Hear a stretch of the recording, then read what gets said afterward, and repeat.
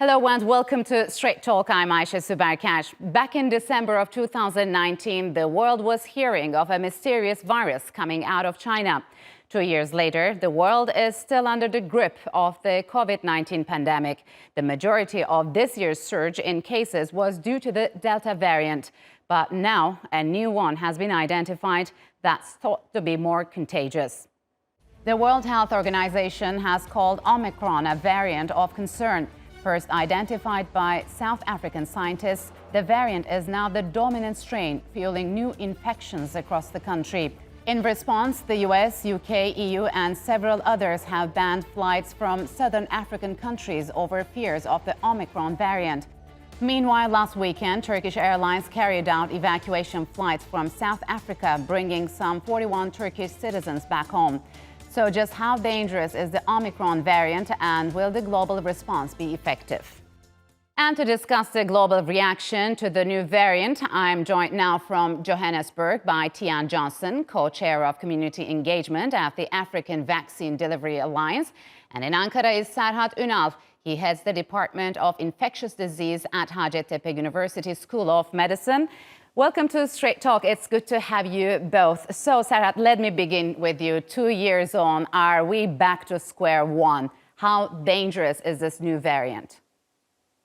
Well, actually, we don't know that exactly. It has just started from South Africa, but there's some data showing that it was already in Europe. It's increasing fast. The thing that we know sure, it's transmitting much faster than the Delta variant. So that is a negative thing. And there's some rare data from South Africa. They're saying that it is not very severe in clinical wise if the people are vaccinated. That's a very good thing. We don't know yet how dangerous it's in the unvaccinated people. We will see it soon. And the other data that we still need is how the vaccines are effective to that one. But the thinking that the clinical severity is not very bad in the vaccinated people, I hope that it's a new variant comparing to Delta, a little bit more transmissible, but almost the same in the perspective of vaccine escape and the clinical severity. Okay, Tian, are you surprised by this new variant, or did you see this coming? Absolutely not surprised. Over 18 months ago, we did say that the global north will be vaccinated, they will close their borders, and Africa will become known as the continent of COVID. So we knew this was coming, and we know that another variant and another variant and another variant will come, as long as we don't deal meaningfully with the issue of inequitable access to vaccine. So, Serhat, how has Turkey responded to the new variant? Are the current measures in place enough to stem a potential outbreak of this new variant?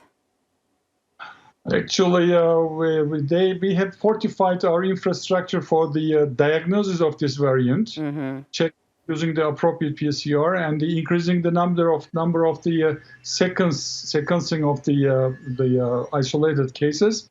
So far, according to the official explanation from Ministry of Health, we did not diagnose it in the country yet. The important thing over here actually is they avoid this new variant coming into the country. We have to stop it there. And just because of that, Turkey has abandoned the flights from the certain South African or the African countries, like all the other ones do. But I have to remind that those are okay, it's appropriate. But the most important thing is the obeying the rules, mask, distance, and hand hygiene, and the vaccinating equally all over the world as fast as we can. And those are the much more important things than those temporary other closing down. I mean, I don't think so that we will be able to survive like that, closing down and abandoning. We are missing the main point. Yes. So, Tian, what's your take on the international reaction? And is it fair to close borders with countries which have discovered the new variant? I mean, are they being punished for that? I think it's absolutely racist. What we're seeing is anti-Black xenophobia. The sanctions that have been put on African countries are not the same that have been put on other countries in the world that are not in Africa. And so I think this is founded in colonialism, it's founded in racism, and it's founded in anti-Black xenophobia. There is no scientific basis to shut down borders.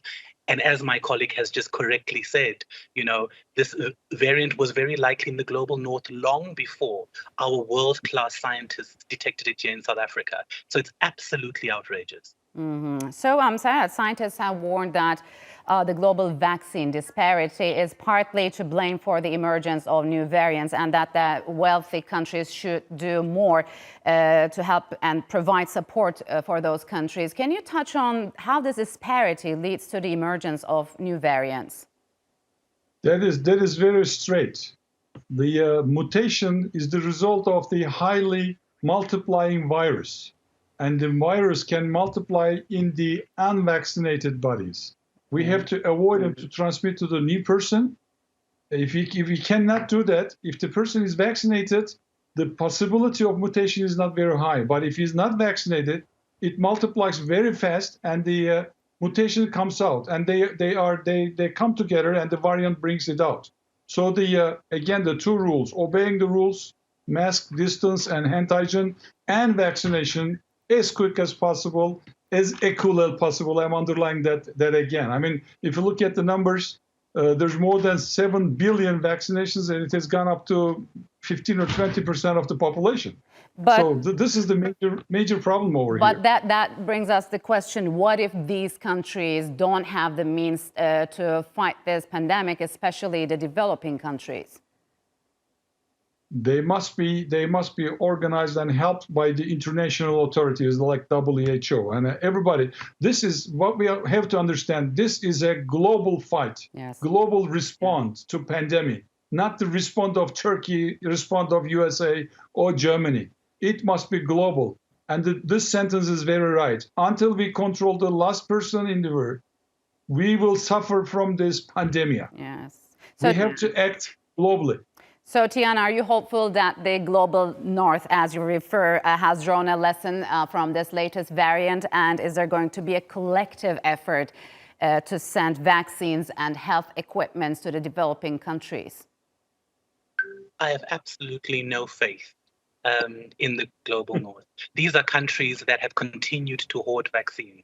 These are countries who have hoarded enough vaccines to vaccinate every single African adult on this continent. These are countries who are vaccinating their zoo animals before Africa can even reach 2 out of 4 healthcare workers with vaccination. So as long as pharmaceutical companies continue to withhold the tech transfer, to withhold meaningful knowledge transfer, we will be held within this grasp. As long as pharmaceutical companies continue to have the hold that they have against the so-called leaders of the global north, we are in this for the long run. It's absolutely unacceptable that they continue hoarding and destroying vaccines at the height of this pandemic. Yes, you've mentioned the pharmaceutical companies, but how is the African leadership is addressing the issue? Is there enough will, for example? I think as much as we criticize the leaders in the global north, we've done a lot of work to introspect and see what are African leaders doing. Why were our African leaders not first at that table before or with the leaders of UK, of the US, of Switzerland and Germany? But again, this ties in perfectly with the historical narrative that we've lived through over many decades. It comes down to whose lives matter. Questions of vaccine hesitancy are not being asked of the US, are not being asked of the UK, but yet we repeatedly cite vaccine hesitancy in Africa. So what is this double standard? No one is talking about the huge swathe of anti-vaxxer communities across the US, but pharmaceutical companies continue to supply these hoarder countries. And we are saying that pharmaceutical companies need to stop supplying hoarder countries. First world countries need to get out of the way and allow Africa to buy the vaccines. We've never asked for donations. We are stuck in this horrible cycle of relying on charity and pity, and what we want is justice. Okay, so Serhat, just to change a little bit as we're talking about the vaccines, where does Turkey stand in the number of vaccinated people, and what can it do to convince the unvaccinated to get their shots, or is it already too late? Actually, we're not too bad. We have already started the vaccination program in the middle of the January 2021, and we came up to 80% in the first dose and about 60% of the second dose vaccination. We obtained vaccine from China, Sinovac, and BioNTech, Pfizer-BioNTech, so people can decide which one they want. And our own vaccine, Turcovac, is almost ready to go into an early registration program, almost ready. So we are doing our best, but unfortunately, there is a 16% of population who are still resisting to vaccination. They are hesitant, and there are lots of programs to convince them, but it's not easy. I mean, the people who accept it easily, they are vaccinated quite well, but the rest, they need some more effort by the government, by the people, to convince them. Because if you don't reach up to a certain level of the vaccination program, like the herd immunity, what we say, it was up to 65 to 70% with the original strain, but now with these highly contagious strains, it came up to 80, 85%. So we have to work hard on that. Mm-hmm. And the other possibility, having a good drug. Some drugs candidates are coming out, and we are hoping to have that soon in the country. So if we can avoid the death by vaccination and the good drugs, and the people who are vaccinated, when they get the infection, it's a little bit less severe, milder infection. Yes. So we can get into a new phase, a mild infection, and by the time it will disappear. That's yes. What I hope, actually. So your hope. So Tian, what's the general situation in African countries? Are there a lot of vaccine hesitants, or they're not hesitant because they just don't have the vaccines? I mean, firstly, I think we'd love to have vaccines to be hesitant towards. But I think also what we need to do is we need to continue holding our governments accountable. In large part, governments are failing when it comes to communication around national vaccine rollout plans. What the expectation is that communities would be excited, interested, and motivated to go and access a COVID-19 vaccine. But that cannot happen in the absence of any cohesive community engagement strategy. And in many of these countries, communities are mobilized through civil society and unfunded civil society. So if you look at the millions invested in R&D, in manufacturing, and in logistics, these investments are at risk and will come to nothing if community engagement does not remain at the center, because at the end of the day, those vaccines need to get out of the fridge and into arms. So, Serhat, many countries eased restrictions over the past several months as vaccination rates went up. But now, due to this latest wave, these restrictions and lockdowns might return. How do you think the public in general will be reacting to that? Well, they will react terribly. I mean, already lots of people gave up obeying the rules, mask or distance. Everybody's tired of doing that. But depends on the number of the Omicron we will have in our country, and it depends on the transmissibility of that. After we learn that better, if the numbers is very high, and it will not happen. But if the deaths is increasing, then we have to go back to harder sanctions. But I personally believe that we will not go back on that restrictions, but we ask the people to obey the general rules. I'm repeating that. Mask, distance, and hand hygiene, and the vaccination. Those are much more important.